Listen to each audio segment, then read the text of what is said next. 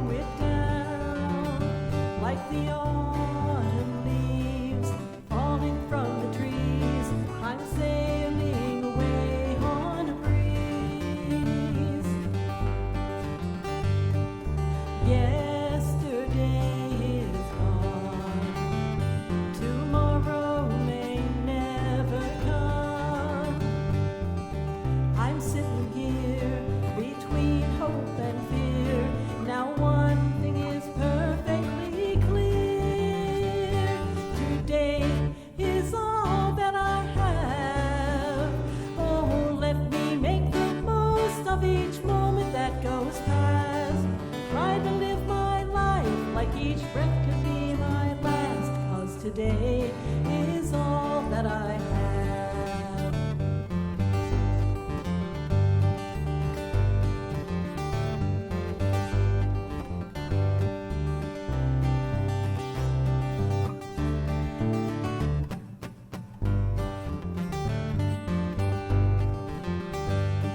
The harvest moon shines gold. I shiver in the cold.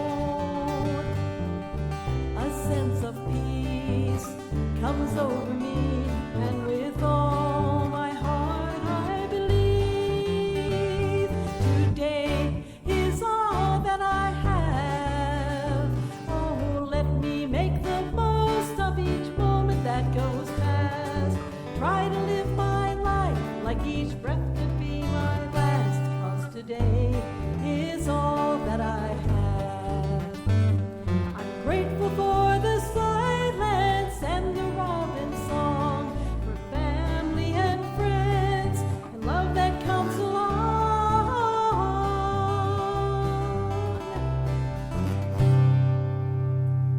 Today is all that I have. Oh, let me make the most of each moment that goes past. Try to live my life like each breath could be my last, 'cause today is all that I have. Yes, I try to live my life like each breath could be my last, 'cause today is all that I have.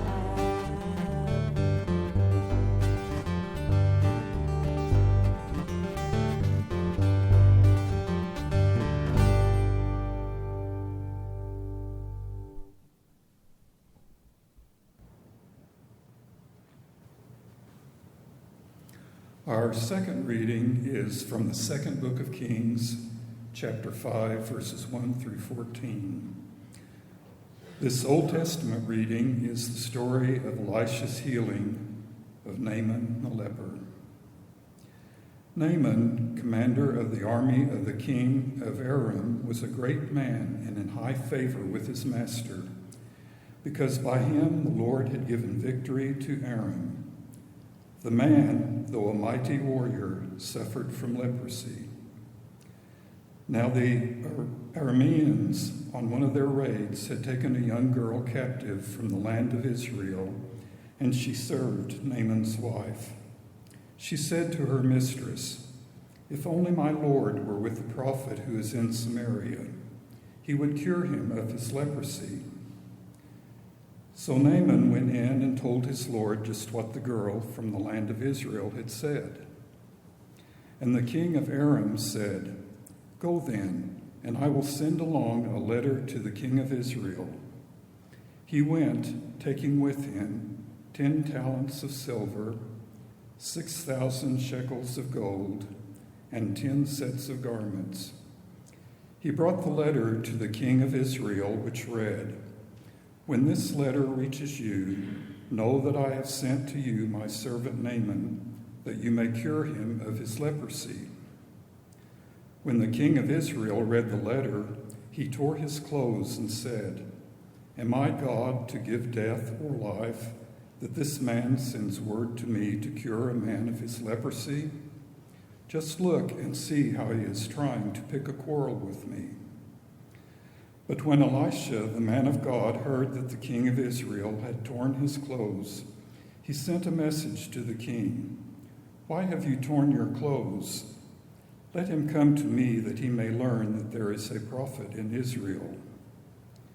So Naaman came with his horses and chariots and halted at the entrance of Elisha's house. Elisha sent a messenger to him, saying, "Go, wash in the Jordan 7 times, and your flesh shall be restored, and you shall be clean." But Naaman became angry and went away, saying, "I thought that for me he would surely come out and stand and call on the name of the Lord his God, and would wave his hand over the spot and cure the leprosy. Are not Abaim and Pharpar, the rivers of Damascus, better than all the waters of Israel? Could I not wash in them and be clean?" He turned and went away in a rage. But his servants approached and said to him, "Father, if the prophet had commanded you to do something difficult, would you not have done it? How much more when all he said to you was, 'Wash and be clean'?" So he went down and immersed himself 7 times in the Jordan, according to the word of the man of God.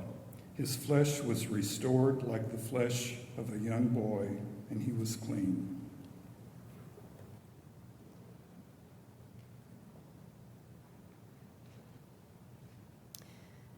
You can't be courageous without vulnerability. This is a quote from the renowned author and lecturer, Dr. Brené Brown.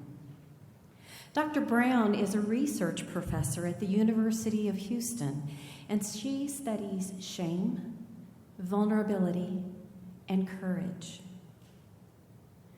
Now, many people consider vulnerability and courage to be polar opposites.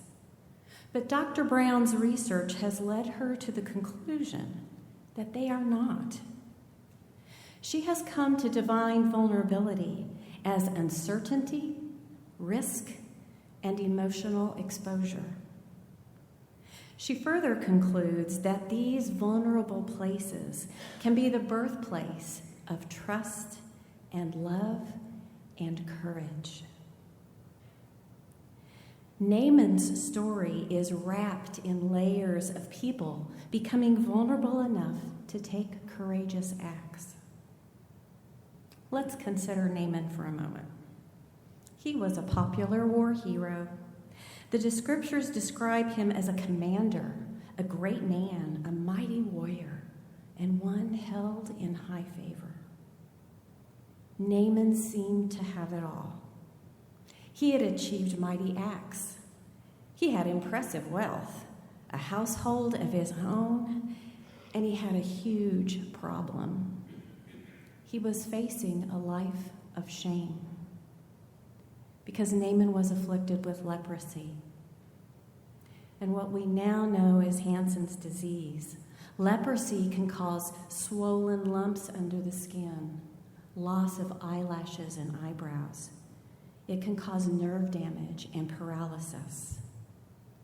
And while in today's world we know it's not very contagious and that it's very treatable, in Old Testament times, leprosy was a life and a career changer because lepers were cast out from society. They were considered unclean. Naaman knows what his future holds, but he catches a break. There was a captive girl from Israel who was enslaved in Naaman's household. This unnamed woman dared to summon her courage and take a chance and speak to Naaman's wife about a prophet in her homeland who could cure Naaman. What a bold and daring move. To essentially claim healing for her captor was to make herself, who was already in a defenseless place, even more vulnerable. We don't really know why she did this. Perhaps she was hoping for freedom. Perhaps she was concerned about how she would be treated if Naaman was cast out and she was forced into another household. But we can't let her motives overshadow her courage in taking such a risk. Naaman finds out about this, and he secures all the permissions he needs to go seek this prophet. So Naaman and his entourage leave for Israel, and Naaman is loaded down with all kinds of material possessions. He took vast sums of money and clothes and horses and chariots and his ego. From the scriptures, we know Naaman set out with certain expectations about how this healing was going to go. But Naaman was in for quite a surprise. When he finally arrived at Elisha's place, Elisha didn't even bother to come out. Instead, Elisha sent a messenger to say, "Go wash in the Jordan 7 times, and your flesh will be restored, and you will be clean." Now, Naaman was deeply offended by this. The scriptures say he was utterly enraged. And given Naaman's interactions with society, we can at least logically understand where he's coming from. He's a commander of an army, and this foreign prophet did not come out to see him. He expected Elisha to come out and with grand theatrics call on his God and wave his arms, and he, Naaman, would be healed. For a commander to receive instructions from a servant and to go wash himself in some river that was perceived to be less clean than his homeland was utterly absurd to Naaman. And so Naaman turned to leave, and this could have been the end of the story. Naaman getting in his own way, going home, and becoming an outcast. It could have been that way, were it not for his own servants, who, when Naaman was at his worst, took an uncertain step, and in doing so, took a courageous risk. They came to him saying, "Father, if the prophet had commanded you to do something difficult, would you not have done it? How much more when all that was said, wash and be clean?" In other words, they're saying, you do difficult things all the time. How hard is it to go dip yourself in a river? But here is where Naaman begins to understand the link between vulnerability and courage. He gets the first glimmers of understanding that to let his guard down and to be open to unexpected things would indeed take great courage. He was learning to trust in messages delivered in unexpected ways and from people from whom he might not even give a backward glance. So Naaman went to the Jordan, and he dipped himself 7 times, and he emerged clean, healed, with new skin. And with that new skin came perspectives about who he was and how he was to be and how he was to act. Now, Naaman's new skin did not mean that he abandoned all of his old ways. He would remain faithful to his homeland, attending to his king and the king's desires, despite Naaman's own acknowledgement of Israel's God being the one true God. Naaman's life did not become perfect, but he came to know God. So what can we, the church at large, learn from Naaman's story? I believe that the people of God are being called to answer some tough questions in today's world. We are living in times when people are witnesses to human, created, and natural disasters. Our sense of what it is to be human is assaulted by how we see others being treated. And we, the people of God, are being asked, where in the world is God? So the question for the church everywhere becomes this: are we willing to become a bit more vulnerable to risk? Are we willing to step into some less than clean waters in order to achieve some new skin? Are we, the church, willing to be clothed with renewed purpose and spirit? Are we willing to stand tall and raise our voices and our hands and say, here is God? We will get into the muck and the mud with you and show you God. See it in our work and in our actions. Will all churches do the same thing? No. Will we sometimes look at each other and think, what in the world are they doing? Likely, that answer is yes. On this path we call church life. We will make mistakes sometimes, I guarantee it. And will our spirits soar with joy when something we contributed to is successful? I guarantee that too. Will we be criticized sometimes by public perceptions of who we are and what we do? Of course we will. But our critics matter far less than our commitment to God's work through our church. Perfection in the eyes of all around us is not what counts. It is our sincere efforts to serve our God that matter. It is our willingness to stand among humanity and say, there is a better way.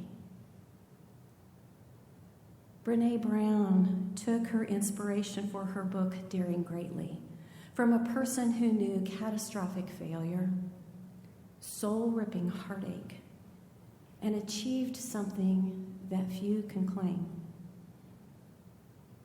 That person was President Theodore Roosevelt. And he once expressed this: